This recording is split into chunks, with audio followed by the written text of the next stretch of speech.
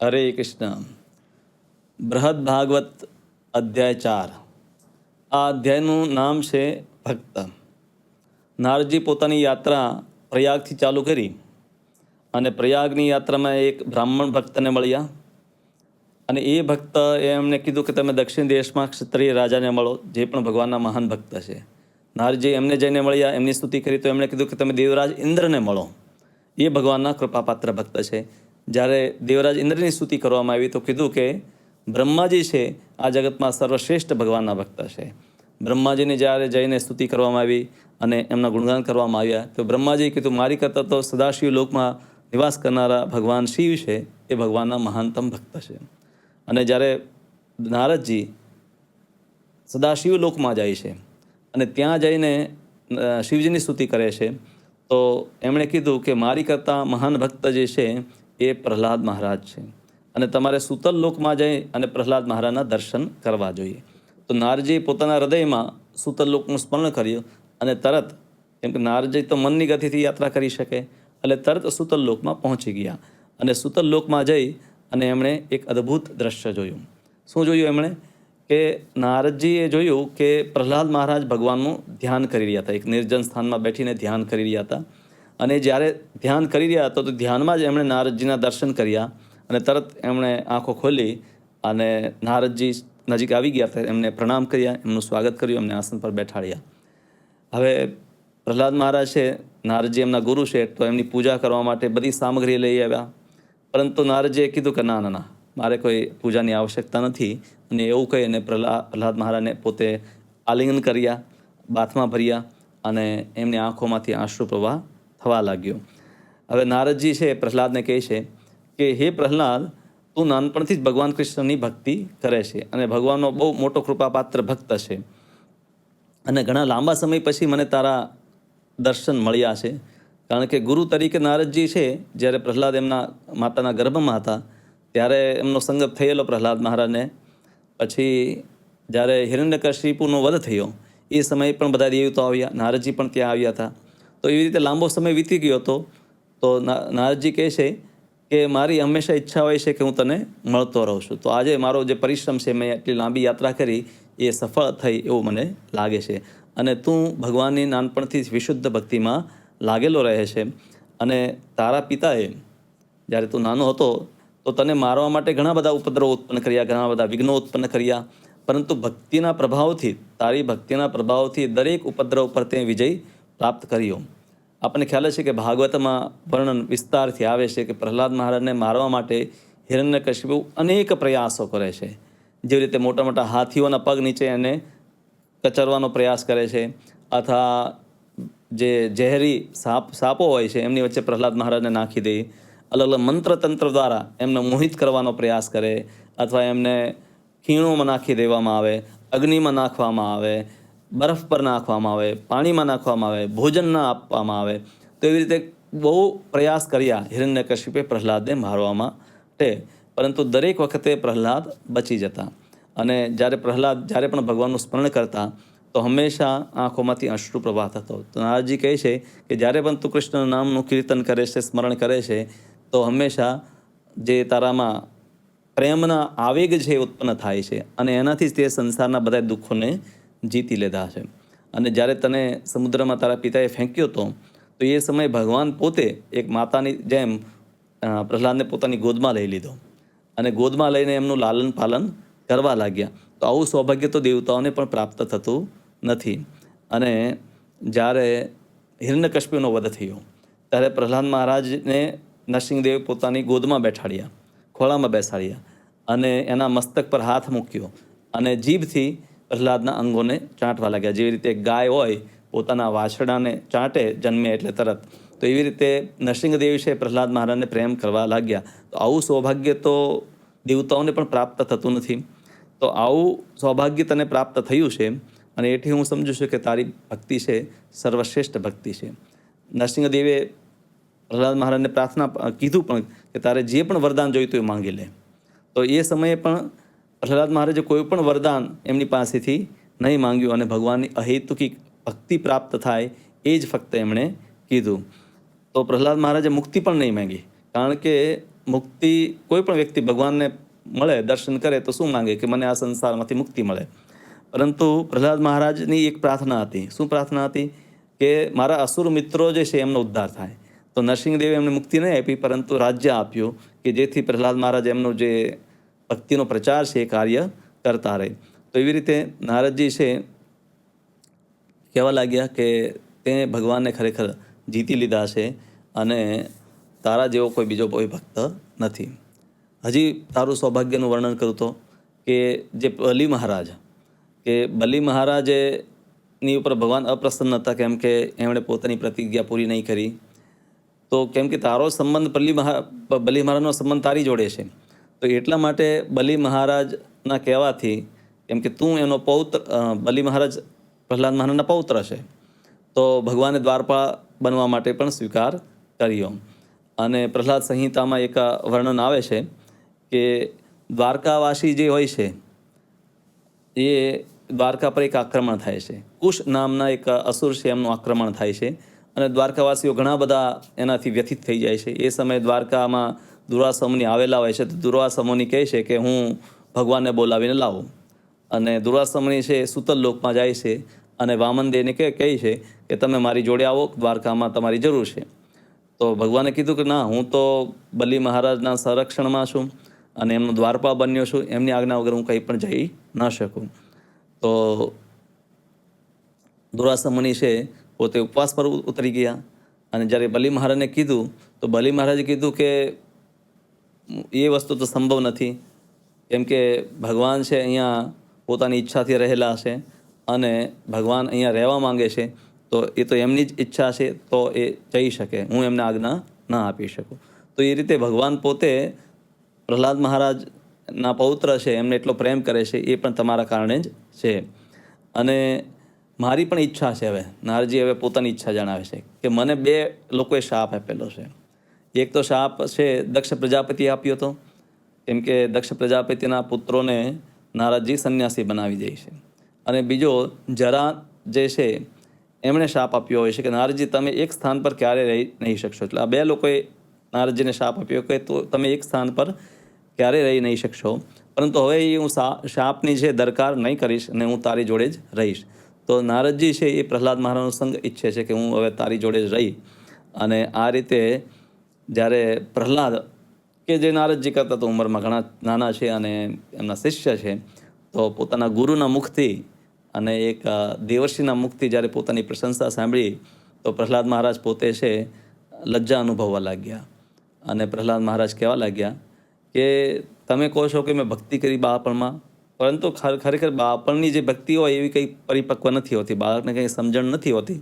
તો હા, હું ભગવાનનું સ્મરણ કરતો, પણ ખરેખર મને સ્મરણ મતલબ એવું એકાગ્ર થઈને હું કીર્તન કર્યું હોય, ભગવાનનું સ્મરણ કર્યું હોય મને ખ્યાલ નથી. અને જ્યાં સુધી મિત્રોને ઉપદેશ આપવાનો વાત છે તો બીજાને ઉપદેશ આપવો તો બહુ સરળ છે, તો હું પણ મારા મિત્રોને કંઈ ઉપદેશ આપી દેતો, પરંતુ એનું પાલન પોતે કરવું અઘરું છે.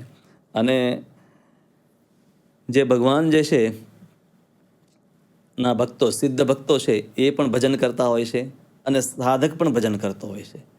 લાગે એક જ હરખું. જેવી રીતે આપણે ઇસ્કોનમાં પ્રભુપાદ પણ 16 માળા કરતા અને આપણે 16 માળા કરીએ છીએ, તો આપણને કોઈ નવોદિત ભક્ત હોય એને એવું લાગે કે હું પણ પ્રભુપાદના સમાન થઈ ગયો, એવું સંભવ નથી. બંનેની પ્રક્રિયા છે, સાધક ભક્ત અને સિદ્ધ ભક્ત એક સરખી લાગે, પરંતુ એ બહુ ઊંચા સ્તર પર હોય છે. તો મેં પણ ભગવાનનું સ્મરણ કર્યું, કીર્તન કર્યું, પણ એ બધું સાધનાના સ્તર પર છે. હું ખરેખર એવો સિદ્ધ વ્યક્તિ નથી થયો. અને મારી પર જે પણ મારી કંઈ પણ સફળતા હોય તો એ ખરેખર જે મહાત્મા, તમારી જેવા મહાત્મા છે, એમની કૃપાને લીધે જ મને કંઈ પણ સફળતા પ્રાપ્ત થઈ છે. અને એમની કૃપાને લીધે જ તે ભગવાનની કૃપાને લીધે જ મારા વિઘ્નો દૂર થયા છે.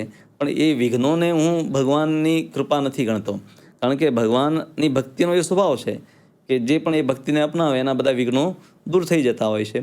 તો મને કંઈ ભગવાનની સેવા કરવાનો અવસર મળ્યો નથી. આ બધી વસ્તુ મારી જોડે થઈ છે, પણ ખરેખર મને સેવા કરવાનો અવસર નથી મળ્યો. ભગવાનની સેવા કરવાનો અવસર તો ફક્ત હનુમાનજીને મળ્યો છે. હનુમાનજી જેવી ભગવાનની સેવા કોઈ પણ પ્રકાર કોઈએ નથી કરી, કારણ કે હનુમાનજી એક નહીં અનેક રીતે ભગવાનની સેવા કરતા. અને મારું ચિત્ત જો છે હંમેશા ભગવાનનું સ્મરણ કરતો હોય છે ત્યારે વ્યાકુળ રહે છે અને હંમેશા અલગ અલગ પ્રકારના લય વિક્ષેપ ઇત્યાદિ જે છે મનમાં આવતા રહેતા હોય છે. એટલે મારું જે સ્મરણ છે એ સિદ્ધ અવસ્થામાં નથી. હું પણ સ્મરણનો પ્રયાસ કરું છું, પરંતુ એ હજી પ્રારંભિક અવસ્થામાં છે. અને જ્યાં સુધી વાત છે કે ભગવાને મારું લાલન પાલન કર્યું, તો જ્ઞાની લોકો તો કહે છે કે ભગવાનને તો કોઈની પ્રત્યે આસક્તિ નથી, એટલે આ તો એક પ્રકારની માયા કહી શકાય, અથવા આ ભગવાનની એક લીલાનો સ્વભાવ છે. ભગવાન આવી અનેક લીલાઓ કરતા હોય તો એમાં મારું પણ લાલન પાલન થઈ ગયું. અને ભગવાનનો અનુગ્રહ મને ફક્ત અલ્પ સમય માટે થયો છે. કેમ કે મને તો એવું લાગે કે આ એક સપનું હતું કે મેં જોયું કે પ્રહલાદ નરસિંહદેવ પ્રગટ થયા, હિરણ્યકશિપુને માર્યો અને ભગવાને મને ખોળામાં બેસાડ્યો અને પછી ભગવાન છે પોતાના ધામમાં ચાલ્યા ગયા. તો અલ્પ સમય માટે જ મને એક સપના જેવું આ લાગે છે કે ભગવાનની કૃપા મને અલ્પ સમય માટે મળી છે. પરંતુ હનુમાનજીની જેમ મને અલગ અલગ પ્રકારની સેવાઓ કરવાનો અવસર નથી મળ્યો. તો હું નથી માનતો કે લાલન પાલન જે છે એ ભગવાનની કૃપા છે. તો અને નરસિંહદેવનું જે પ્રાગટ્ય છે એ મારા પર અનુગ્રહ કરવા માટે ભગવાને નથી કર્યું. ખરેખર જય અને વિજય, તો હિરણ્યકશિપુ અને હિરણાક્ષ એમનો ઉદ્ધાર કરવા માટે ભગવાન અવતાર લે. તો હિરણ્યકશિપુનો ઉદ્ધાર કરવા માટે નરસિંહદેવ પ્રગટ થયા. અને બ્રહ્માજી જે વરદાન આપ્યું હતું, તો એમની સત્યતાને રાખવા માટે ભગવાન છે એ પ્રગટ થાય છે. અને ભક્તિનું મહત્ત્વ દર્શાવવા માટે ભગવાન પ્રગટ થાય છે. મારી ભક્તિને લીધે ભગવાન પ્રગટ થયા નથી. અને ભગવાને જ્યારે મને રાજ્ય આપ્યું ત્યારે જ મને ખ્યાલ આવી ગયો કે ખરેખર ભગવાનની મારા પર કૃપા નથી. જો મારી પર કૃપા હોત તો મને આ રાજકાજમાં ફસાવી ન દેત અને મને પોતાની જોડે પોતાની સેવામાં લગાવી દેત. પરંતુ ભગવાને મને તો અહીંયા રાજકાજમાં ડૂબાડી દીધો. અને આ રાજકાજમાં હું પણ હવે છે ભૌતિક વસ્તુઓમાં લાગી ગયો છું. અને અહીંયા ખાસ કરીને મારે ઘણા બધા આસુરી સગા સંબંધીઓ છે એમની જોડે વ્યવહાર કરવો પડે છે. કેમ કે ભગવાનની જેની પણ પર કૃપા થઈ છે, ભગવાન પોતે ભાગવતમાં કહે છે યસ્યાહમ અનુગ્રહણામી હરિસ્ય તદ ધનમ શને, કે જેની પર પણ મારી કૃપા થાય છે એનું તો હું ધન હરી લઉં છું. પરંતુ ભગવાને મારું ધન હરવાની જગ્યાએ મને ઘણું બધું ધન આપી દીધું, રાજ્ય આપી દીધું, સત્તા આપી. તો મને નથી લાગતી કે આ મારી પર કૃપા છે. આ જે આસુરી બંધુ બાંધવો છે એની લીધે તો મારું હવે ભજન પણ બરાબર થતું નથી. અને ભગવાનના દર્શન મને સુતલ લોકમાં દ્વારપાળ તરીકે થતા નથી. એટલા માટે જ તો હું અમુક વખતે છે બદ્રિકાશ્રમમાં ભગવાનના દર્શન કરવા માટે જાઉં છું. અને એક વખત તો મેં ભગવાનની જોડે યુદ્ધ પણ કરી લીધું. આ એક પ્રસંગ છે જે વામન પુરાણમાં આવે છે કે પ્રહલાદ મહારાજ છે બદ્રિકાશ્રમમાં ભગવાનના દર્શન કરવા માટે જતા હોય છે. તો ત્યાં રસ્તામાં એક વ્યક્તિને જોવે છે કે જેણે સાધુઓના કપડાં પહેર્યા હોય છે પણ હાથમાં ધનુષ હોય છે. તો પ્રહલાદ મહારાજને લાગે કે આ એક કપટી વ્યક્તિ છે. તો પ્રહલાદ મહારાજ એમની સાથે યુદ્ધ કરવા લાગે છે. આખો દિવસ યુદ્ધ થાય છે, પરંતુ એ જીતી નથી શકતા. અને પ્રહલાદ મહારાજ પોતે પ્રતિજ્ઞા કરી લે છે કે હું આ વ્યક્તિને હરાવીને જ રહીશ. અને સંધ્યા સમયે યુદ્ધ સમાપ્ત થાય છે. પછી પ્રહલાદ મહારાજ છે સવારે ભગવાનને પૂજન કરે છે અને ભગવાનને ફૂલોનો હાર પહેરાવે છે અને પછી યુદ્ધ કરવા માટે નીકળે છે. તો જઈને જોઈએ છે તો એ કપટી વ્યક્તિના ગળામાં એ હાર હોય છે. ત્યારે પ્રહલાદ મહારાજને સમજાઈ જાય છે કે આ ભગવાન પોતે છે. તો કે મારી એટલી ધૃષ્ટતા હતી કે મેં ભગવાન જોડે યુદ્ધ કર્યું. તો હાલાકી અહીંયા ભગવાન જ્યારે પ્રહલાદ મહારાજ કહે છે કે ભગવાન મેં તો પ્રતિજ્ઞા કરી લીધી તમને હરાવવાની, તો ભગવાન કહે છે કે હું તો હંમેશા તારા દ્વારા જીતાયેલો જ રહ્યો છું.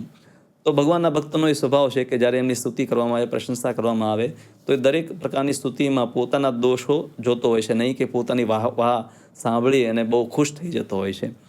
તો એ રીતે મારું અત્યારે જે જ્ઞાન છે એ પણ શુષ્ક છે અને ઘણી બધી ચિંતાઓથી હું વ્યગ્ર રહું છું. અને મારા વંશમાં એવા લોકો થયા છે કે જેની ચિંતા થાય છે. જેવી રીતે બાણાસુરે ભગવાનની જોડે યુદ્ધ કર્યું. હા, તો પરપૌત્ર મારો જે છે એને લીધે પણ હવે મને લાગે છે કે હું ભગવાનનો શુદ્ધ ભક્ત નથી. કારણ કે મારા પરિવારમાં આવા લોકો થયા છે કે જે ભગવાનના વિરોધી હોય છે. બલિએ ભગવાનને દ્વારપાળ બનાવી લીધા, એ પણ બરાબર નથી. એ તો ભગવાનનો અપરાધ થયો કે ભગવાને પોતાની સેવામાં કઈ રીતે લગાવવા જોઈએ. પરંતુ બલિ મહારાજના દ્વારપાળ ભગવાન બન્યા એ બલિની ભક્તિને લીધે નથી બન્યા. પરંતુ ભગવાને વિચાર્યું કે જો હું અહીંયા દ્વારપાળ તરીકે નહીં રહીશ તો ફરી બલિ કોઈ યજ્ઞ કરશે અને ફરી સ્વર્ગ પર આક્રમણ કરશે. તો બલિ મહારાજને સ્વર્ગ જતા રોકવા માટે અને ત્યાં સૂતલ લોકમાં બાંધી રાખવા માટે છે ભગવાન પોતે છે દ્વાપા બને છે. અને ક્યારેક ક્યારેક કોઈ લોકો છે જેવી રીતે દુર્વાસા મુનિને ત્યાં સૂતલ લોકમાં ભગવાનના દર્શન થયા. રાવણ એક વખત સૂતલ લોકમાં આવે છે, એમને પણ ભગવાન છે વામનદેવ છે એક લાત મારીને ભગાવી મૂકે છે. તો એવી રીતે અમુક લોકોની જેની શ્રદ્ધા છે એને ભગવાનના દર્શન થાય છે. પરંતુ મને તો ભગવાનની ઉત્કંઠા હંમેશા દર્શન પ્રાપ્તિની હંમેશા ઉત્કંઠા રહે છે અને એટલા માટે હું બદ્રિકાશ્રમ ભગવાનના દર્શન કરવા જાઉં છું. અને એવો નિયમ નથી કે ભગવાન કોઈ એક સ્થાન પર રહે છે. જ્યાં પણ વ્યક્તિની શ્રદ્ધા હોય ત્યાં ભગવાન હંમેશા એ સ્થાન પર નિવાસ કરે છે. તો એવું નથી કે અમારા લોકમાં વિશેષ ભગવાને કૃપા કરી છે અને અમને દર્શન આપ્યા છે. તો ખાસ કરીને હનુમાનજી જેવા ભક્તો જે છે એ ભગવાનની કૃપાને પ્રાપ્ત કર્યા છે. કારણ કે હનુમાનજી જેવા ભક્તો છે પોતાના જીવનમાં ઘણો સંઘર્ષ કરી અને ભગવાનની સેવા કરે છે, સમર્પિત હોય છે. અને મારું દુર્ભાગ્ય તો કેવું છે કે આ કિમપુરુષ વર્ષમાં પણ જે હું અહીંયા સૂતલ લોકમાં રહું છું તો પણ મને ભગવાનનો અત્યારે વિરહનો અનુભવ થાય છે. ભગવાનના દર્શન મને પ્રાપ્ત થતા નથી. હું એકલો બસ ભગવાનનું સ્મરણ કર્યા કરું છું. પરંતુ તમે હનુમાનજીને જઈને મળશો કિમપુરુષ વર્ષમાં તો ત્યાં તમે જોઈશો કે હનુમાનજી ભગવાનની કઈ રીતે ભક્તિ કરી રહ્યા છે અને ભગવાનની વિશેષ એમને કૃપા પ્રાપ્ત થયેલી છે. તો આ રીતે પ્રહલાદ મહારાજની જે પણ પ્રશંસા થયેલી તો એ બધી પ્રશંસાનું પ્રહલાદ મહારાજે ખંડન કર્યું. નારદજી છે અલગ અલગ ભક્તોની પ્રશંસા કરે છે, એમની સ્તુતિ કરે છે, એમના ગુણગાન ગાય છે અને કહે છે તમે જ ભગવાનના કૃપાપાત્ર ભક્તો છો. અને એ દરેક ભક્ત છે એ નારદજીના વચનોને કહે છે કે આ વચનો યોગ્ય નથી, મારા માટે તો બિલકુલ યોગ્ય નથી અને એમાં ઘણી બધી ત્રુટિઓ છે અને એ જે સ્તુતિઓ કરવામાં આવી છે એનું એક ખંડન કરી રહી છે. તો પ્રહલાદ મહારાજ આ રીતે નારદજીને કહે છે કે તમે સૂતલ લોકમાંથી હવે જાઓ કિમપુરુષ લોકમાં અને ત્યાં તમે ભગવાનના મહાનતમ ભક્ત છે હનુમાનજી એમના દર્શન કરો. તો હનુમાનજીની સ્તુતિ કરવા લાગ્યા પ્રહલાદ મહારાજ કે હનુમાનજી નિર્ભય ભક્ત છે, ભગવાનના એક ઉત્તમ ભક્ત છે જે ભગવાનના દાસ તરીકે હંમેશા ભગવાનની સેવા કરે છે, નૈષ્ઠિક બ્રહ્મચારી છે, શાસ્ત્રોમાં વિદ્વાન છે અને ભગવાનના સેવકોમાં જ્યારે પણ ભગવાન રામનું નામ લેવામાં આવે ત્યારે કોઈ પણ વ્યક્તિ અત્યારે પણ કોઈ રામ અને શબ્દ બોલે એટલે હનુમાનજી એના મનમાં તરત યાદ આવે. તો હનુમાનજીએ ભગવાનની કઈ કઈ સેવા કરી તો 100 યોજન એક તો ભગવાન છે એમના માટે એમનો સંદેશ લઈને જે ચૂડામણી આપેલી તો અંગૂઠી લઈને ભગવાન રામે જે અંગૂઠી આપી એ લઈને હનુમાનજી 100 યોજન કૂદી અને લંકામાં જાય છે. સીતાદેવીને મળે છે, એમને આશ્વાસન આપે છે, એમને ભયથી આશ્વાસન આપે છે અને ફરી સીતાદેવીનો સંદેશો લઈને ભગવાન રામની પાસે આવે છે. અને ભગવાન રામનું કાર્ય એમણે પહેલાં તો લંકાને ધ્વંસ સળગાવી દીધી, તો એ રીતે ભગવાનનું કાર્ય કર્યું. પછી સીતાદેવીને સાંત્વના આપી અને ભગવાન રામે પોતે હનુમાનજીનું આલિંગન કર્યું. હનુમાનજી છે ભગવાનની એક રીતે નહીં અનેક રીતે સેવા કરે છે. જેવી રીતે એક તો વાહન તરીકે ભગવાનની સેવા કરે, બીજું કે ભગવાનને ક્યારેક ગરમી લાગતી હોય તો પોતાની પૂંછ દ્વારા એક છત્રીનું એ કાર્ય કરે અથવા પીઠ પર ભગવાનને બેસાડી લઈ અને એ રીતે એમનું કાર્ય કરે. જ્યારે સેતુ બાંધવાનો હતો ત્યારે મોટા મોટા પથ્થરો લઈ આવ્યા હનુમાનજી અને સેતુ બાંધવાનું કાર્ય બહુ આસાન એમણે કરી દીધું. તો ભગવાનના એ પ્રમુખ સેવક છે. અને હનુમાનજી છે એ ભગવાનની જ કાર્ય કરવા માટે ઘણા બધા અસુરોનો વધ તો હનુમાનજીએ જ કર્યો. અને જ્યારે લક્ષ્મણજી મૂર્છિત અવસ્થામાં હોય છે ત્યારે વૈદ્યનું કાર્ય એમણે કર્યું. વિશલ્યકરણી નામની ઔષધિ હનુમાનજી છે એક આખો પહાડ લઈ આવ્યા અને એ રીતે એમણે એક વૈદ્યનું કાર્ય પણ કર્યું. તો સીતાદેવી વિશેષ રૂપે હનુમાનજીથી બહુ પ્રસન્ન રહે છે, કારણ કે ભગવાન રામ અને સીતાદેવીનું મિલનનું જે એક નિમિત્ત છે હનુમાનજી બને છે. તો સીતાદેવીની હંમેશા એમની પર પ્રસન્નતા હોય છે. અને ભગવાનની આજ્ઞાથી ભગવાન એમના લોકમાં ચાલ્યા ગયા પણ ભગવાનની આજ્ઞાથી હજી પણ એ આ સંસારમાં કિમપુરુષ લોકમાં રહે છે. અને એમના વિરહમાં હાલાકી એમનો વિરહ છે એ સહન કરો અસમર્થ છે તો પણ ભગવાનની આજ્ઞા હોવાથી આ સંસારમાં એ રહે છે અને હંમેશા ભગવાનના નામનું કીર્તન શ્રવણ ઇત્યાદિ કરતા રહે છે. તો હનુમાનજી છે કિમપુરુષ લોકમાં એક ભગવાનનું મંદિર બનાવી ભગવાનના શ્રી વિગ્રહની સામે હંમેશા એમનું કીર્તન કરતા રહેતા હોય છે. તો મને લાગે છે કે ભગવાનની કૃપા એટલે ભગવાનની સેવા. દાસ્યમેવ પ્રભુઃ કૃપા. જે ભગવાનની દાસતા છે એ જ સૌથી મોટી કૃપા છે. આપણે ચૈતન્ય ચિત્રામૃતમાં પણ કહેવામાં આવ્યું છે કે જીવે સ્વરૂપ હૈ કૃષ્ણેર નિત્ય દાસ, કે જીવ છે કૃષ્ણનો નિત્ય દાસ છે. તો જે ભક્ત એ સમજી ગયો છે કે સેવા કરવી એ જ ભગવાનની કૃપા છે, તો એમના માટે ભક્તિ કરવી બહુ સરળ થઈ જાય છે, કેમ કે એણે પોતાની જાતને સમજી લીધી છે. તો હનુમાનજીએ ભગવાન રામ પાસે મોક્ષ માંગી શક્યા હોત, પરંતુ એમણે મોક્ષની કામના નહીં કરી, કારણ કે એવી કોઈ મુક્તિ એ નથી ઈચ્છતા કે જેમાં એમની સેવા ન રહે.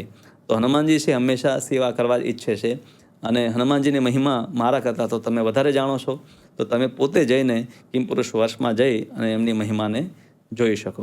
તો પરીક્ષિત મહારાજ પોતાની માતાને કહે છે કે આ રીતે પ્રહલાદ મહારાજના વચન સાંભળી અને નારદજી કહેવા લાગ્યા કે બહુ સરસ, બહુ સરસ. અને એવું કહી અને નારદજી તરત છે આકાશ માર્ગથી કિમપુરુષ વર્ષ જવા માટે નીકળી ગયા. અને કિમપુરુષ વર્ષમાં આજે નારદજી પહોંચે છે તો એ જોવે છે કે હનુમાનજી છે એ વનમાં જે પણ અલગ અલગ વસ્તુઓ, ફળ, ફૂલ, વનસ્પતિ ઇત્યાદિ પ્રાપ્ત છે એનાથી ભગવાનના અર્ચા વિગ્રહની સેવા કરી રહ્યા છે.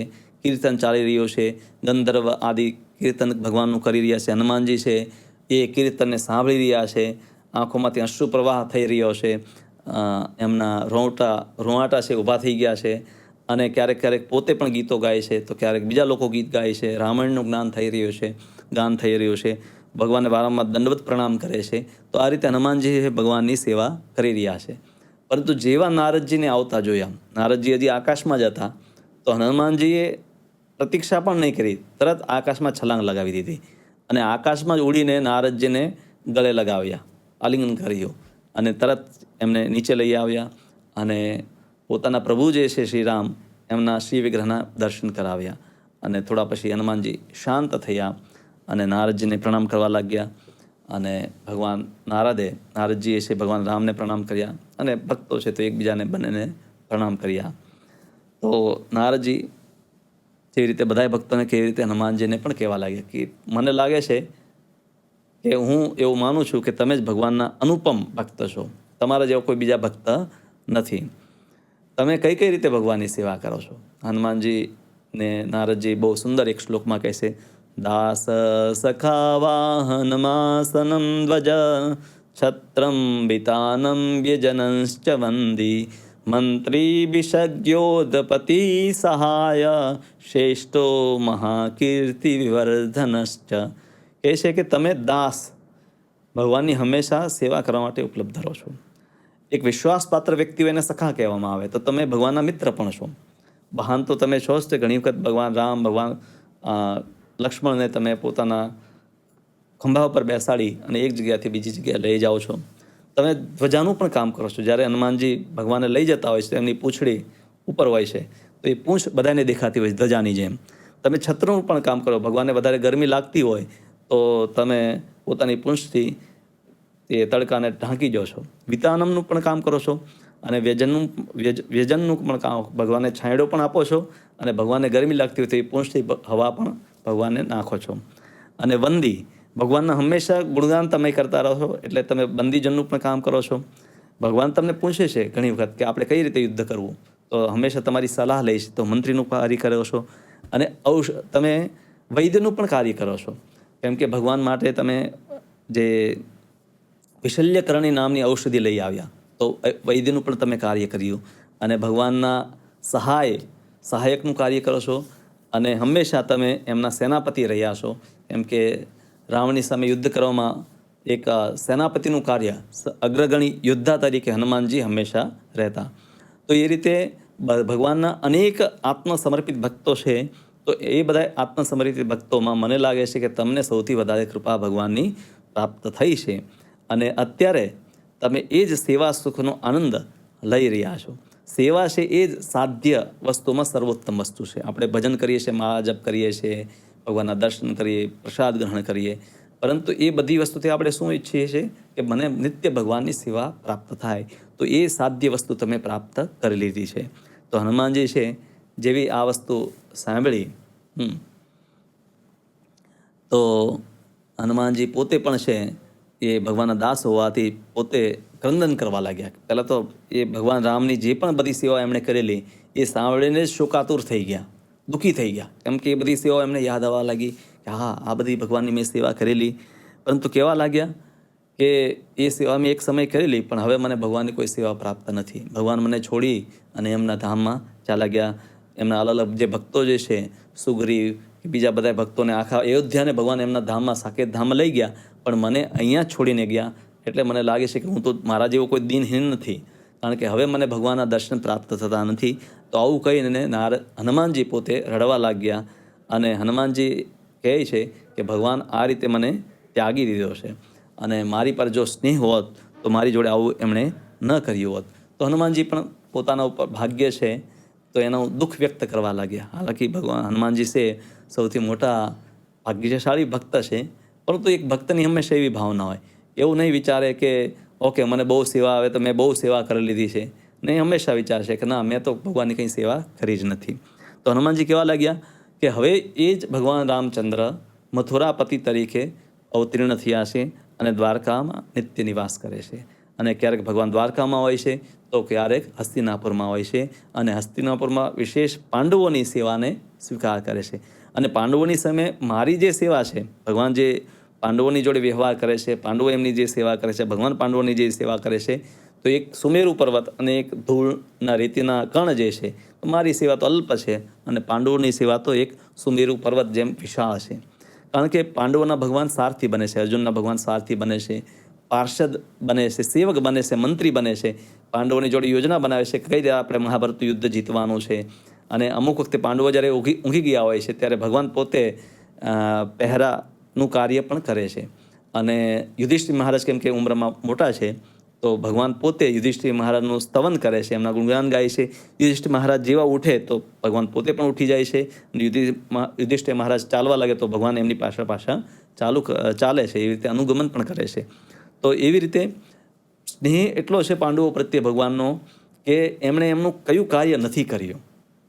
દરેક પ્રકારના કાર્ય પાંડવોનું કરવા માટે હંમેશા ભગવાન ઉપલબ્ધ રહેતા હોય છે. ભગવાને પાંડવો માટે પોતાની પ્રતિજ્ઞાનો પણ ત્યાગ કર્યો. ભીષ્મ પિતાએ પ્રતિજ્ઞા કરેલી કે હું ભગવાન કૃષ્ણને શસ્ત્ર ઉઠાવવા માટે છે એ બાધ્ય કરીશ, અને ભગવાને પ્રતિજ્ઞા કરી કે હું કોઈ મહાભારતમાં શસ્ત્ર નહીં ઉઠાવીશ. હવે ભીષ્મદેવે એવું યુદ્ધ કર્યું કે ભગવાનને લાગ્યું કે હવે અર્જુનના પ્રાણ સંકટમાં છે. તો અર્જુનના પ્રાણને બચાવવા માટે ભગવાને પોતાની પ્રતિજ્ઞાનો ભંગ કર્યો. એમણે એક ભાંગેલું રથનું પૈડું છે ઉઠાવી લીધું. હકીકતમાં ભગવાનની પ્રતિજ્ઞા ક્યારેય ભંગ થતી નથી, કારણ કે એ રીતે જોઈએ તો ભાંગેલું રથનું પૈડું તો શસ્ત્ર કહેવાય નહીં. પણ ભીષ્મદેવે કીધું કે ના, મેં ભગવાનને બાધ્ય કર્યા. તો એ રીતે ભગવાન પોતે અર્જુનની રક્ષા માટે પોતાની પ્રતિજ્ઞાની પણ દરકાર કરતા નથી. અને પાંડવોના સંદર્ભમાં શું એક વિશેષતા છે કે અહીંયા સેવા બંને તરફથી થાય છે. એવું નહીં કે ફક્ત પાંડવો ભગવાનની સેવા કરે છે. ભગવાન હંમેશા ઈચ્છા કરે છે કે હું પાંડવોની કઈ રીતે સેવા કરું, અને પાંડવો હંમેશા ઈચ્છા કરે કે અમે ભગવાનની કેવા રીતે સેવા કરીએ. તો પરસ્પર સેવાઓનો વિનિમય અહીંયા ચાલે છે. અને ભગવાન પાંડવોની રાજધાની હસ્તિનાપુરમાં રહે છે. તે રાજધાની જે છે એ તપોભૂમિ બની ગઈ છે, અને સાધુ સંતો મહર્ષિઓ એ બધી રાજધાનીમાં આવી અને હંમેશા ભગવાનના દર્શન કરવાના આકાંક્ષા રાખતા હોય છે. પરીક્ષિત મહારાજ સંભળાવે છે કે નારદજીએ જ્યારે આ સાંભળ્યું કે ભગવાન કૃષ્ણની સેવા દ્વારકામાં ઉપલબ્ધ છે, તો નારદજીને પણ ઈચ્છા થઈ કે હું પણ દ્વારકામાં જાઉં અને ભગવાનની સેવાના લાભ લઉં. તો જ્યારે હનુમાનજી આ રીતે પાંડવોના ભાગ્યનું વર્ણન કરતા હતા, તો પોતે સ્વયં નૃત્ય કરવા લાગ્યા, કીર્તન કરવા લાગ્યા, અને એને જોઈને જે નારદજી છે એ પણ પોતે કીર્તન કરવા લાગ્યા. તો હનુમાનજી ફરી કહે છે નારદજીને કે પાંડવોની દરેક વિપત્તિમાં, ચાહે ભીમને નાનપણમાં વિષ આપવામાં આવ્યું, દ્રૌપદીનું ચિરહરણ થયું, વનવાસમાં હોય, દરેક વખતે જ્યારે પણ ભગવાન છે જોવે કે પાંડવોને કંઈ કષ્ટ આવ્યું તો તરત પહોંચી જતા. તરત, મતલબ કોઈ બહાર લાગતી નથી. તો દરેક આપત્તિમાં ભગવાને છે પાંડવોનું રક્ષણ કર્યું છે. અને ભગવાન છે અર્જુનના સારથી બન્યા. અને એ રીતે પાંડવોએ, મને લાગે છે કે કોઈ એક એવો મંત્ર જાણે છે. હનુમાનજી છે પાંડવોને સંબોધિત કરીને કહેવા લાગ્યા કે અરે પાંડવો, તમે એવું તો શું કર્યું છે? એવો કયો મંત્ર કે એવો ઔષધિનો પ્રયોગ કર્યો છે કે મારા પ્રભુને તમે તમારા સેવક બનાવી દીધા છે, મારા એમના સારથી બનાવી દીધા છે? અને પરીક્ષિત મહારાજ કહેવા લાગ્યા પોતાની માતાને કે હે પાંડવોની પુત્રવધુ અભિમન્યુની પત્ની હતી ઉત્તરા, તો પાંડવોની પુત્રવધુ, કેમ કે ઉત્તરાને પણ આ સૌભાગ્ય પ્રાપ્ત થયું છે. તો એમને સંબોધિત કરીને પરીક્ષિત મહારાજ કહે તું પણ બહુ ભાગ્યશાળી છો માતા, કે તને પણ આ કુળમાં જન્મ લેવાનો અવસર પ્રાપ્ત થયો છે. તો હનુમાનજી અને નારદજી આ રીતે પાંડવોની પ્રશંસા કરતા કરતા વારંવાર નાચવા લાગે છે. ફરી હનુમાનજી કહે છે કે પાંડવોમાં ભીમસેન સૌથી મને પ્રેમ એના ગુણો એવા છે કે મને પરમ પ્રિય છે. કારણ કે એ જે રીતે મેં ભગવાન રામ માટે કંઈ કર્યું તો એ રીતે ભગવાન કૃષ્ણની સેવામાં હંમેશા તત્પર રહે છે. અને ભગવાન પોતે અર્જુનને કેવો પ્રેમ કરે છે કે પોતાની બહેન જે છે એનો વિવાહ અર્જુન સાથે કરાવ્યો, એમની જોડે મિત્રતાનો વિવાહ કરે, એમની જોડે એક આસન પર બેઠે છે, એમની જોડે બેસીને ભોજન કરે છે. અને ભગવાને પોતે, એ મારું અહોભાગ્ય છે કે ભગવાને અર્જુનના રથ પર મને સ્થાન આપ્યું છે. રજામાં જે છે આપણે ભગવદ્ ગીતામાં પણ જોઈએ છે કે કેસરી જે છે હનુમાનજી છે એ અર્જુનની રથના પતાકામાં હોય છે. તો એ મારું અહોભાગ્ય છે. પરંતુ મારી હવે જે સેવા છે એ પૂરી થઈ ગઈ. એક સમય હું સેવા કરતો હતો, હવે મને સેવાનો અવસર પ્રાપ્ત થયો નથી મારા માટે રહ્યો. હું આવા ભક્તોને પ્રાર્થના કરું છું કે મને ફરી પણ ભગવાનની સેવા પ્રાપ્ત થાય છે. કેમ કે ભગવાનના ભક્તોની કૃપા વગર ભગવાનની સેવા પ્રાપ્ત થતી નથી. તો આપણે એવું કરીએ કે આપણે બંને જઈએ અને પાંડવોના દર્શન કરીએ. એ આપણું હવે કર્તવ્ય રહ્યું. કેમ કે આવા ભક્તો જે છે એ જ્યારે સંસારમાં ઉપલબ્ધ હોય ત્યારે આપણે એનો અવસર છોડવો નહીં જોઈએ. તો આપણે બંને જઈએ અને યા તો દ્વારકામાં અથવા હસ્તિનાપુરમાં જઈએ અને ભગવાનના દર્શન કરીએ અને આવા ભક્તોનો સંગ પ્રાપ્ત કરીએ.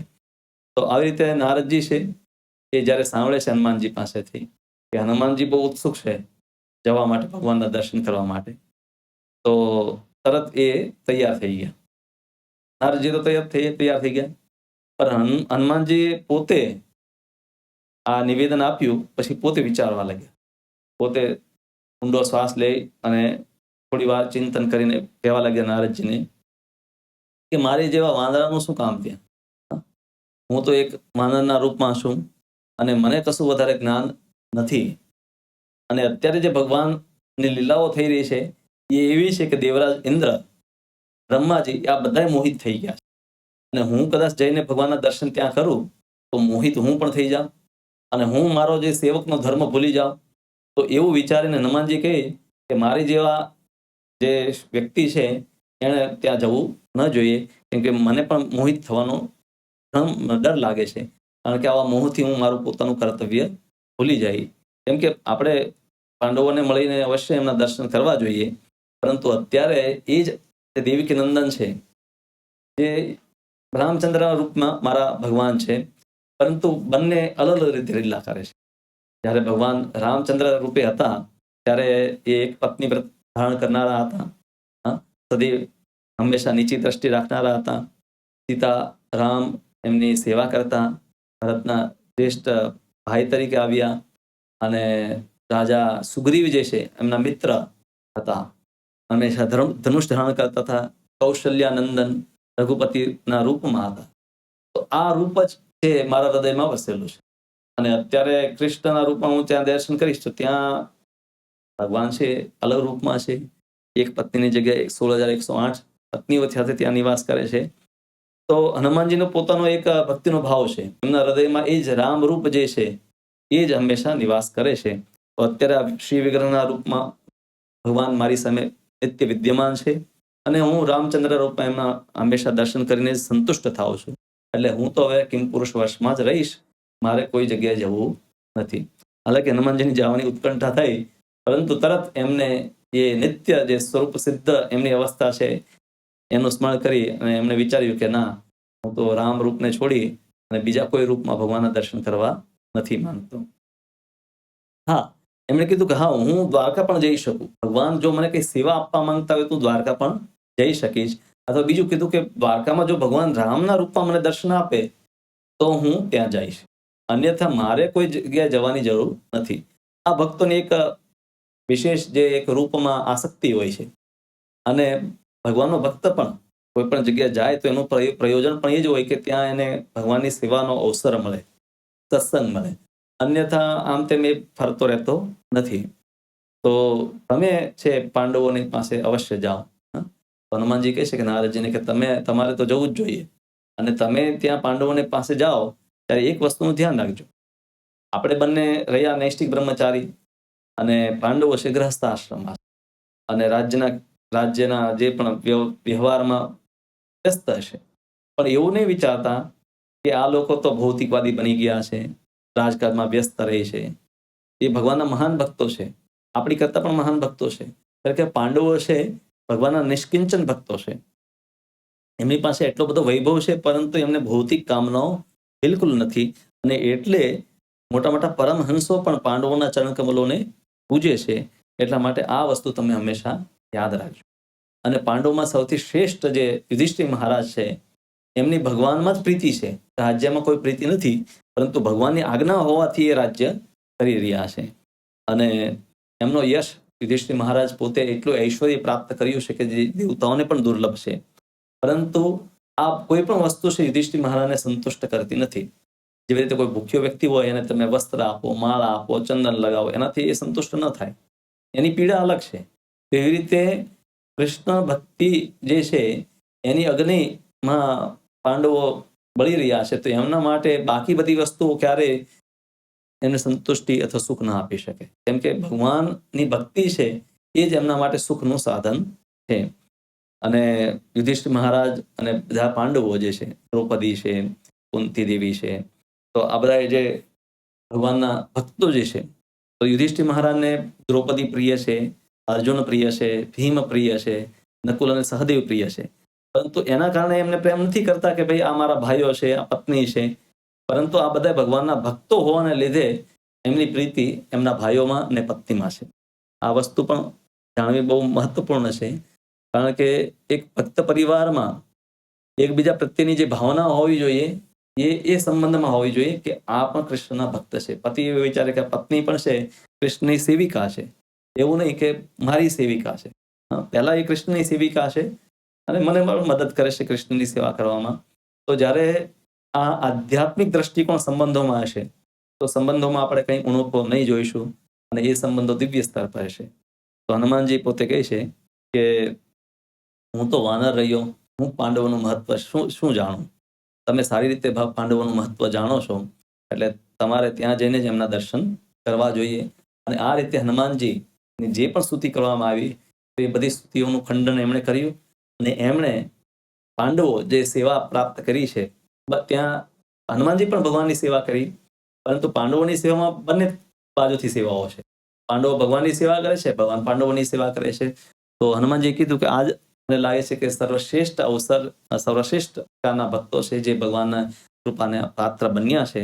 અને નારદજીને કહે છે કે તમે ત્યાં જાઓ.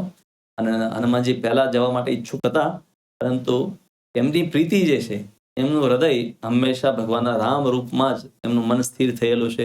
તો એ બીજા ભગવાનના કોઈ રૂપની કલ્પના પણ ન કરી શકે. અને એ એમના જે ભક્તિનો ભાવ જે છે એમાં રસાભાસ ઉત્પન્ન કરશે તો વિચારી અને હનુમાનજી છે એ દ્વારકા અથવા હસ્તિનાપુર જવા માટે તૈયાર થતા નથી. આ રીતે ચોથો અધ્યાય છે એ પૂરો થાય છે, જેનું નામ છે ભક્ત. અહીંયા બે ભક્ત આપણે સૌથી પહેલા પ્રહલાદ મહારાજ જે સુતોલ લોકમાં છે એમનું વર્ણન કર્યું. અને પછી બીજા ભગવાનના ભક્ત છે હનુમાનજી જે કિમ પુરુષ વશમાં ભગવાનની ભક્તિ કરી રહ્યા છે એમનું વર્ણન કર્યું. હવે નારદજી છે એ હસ્તિનાપુર જશે, જ્યાં પાંડવોના દર્શન કરશે. અધ્યાય 5માં આ કથા આવશે અને એ અધ્યાયનું નામ છે પ્રિય, ભગવાનના પ્રિય ભક્તો. તો એ અધ્યાય આપણે આગળ જોઈશું. હરે કૃષ્ણ.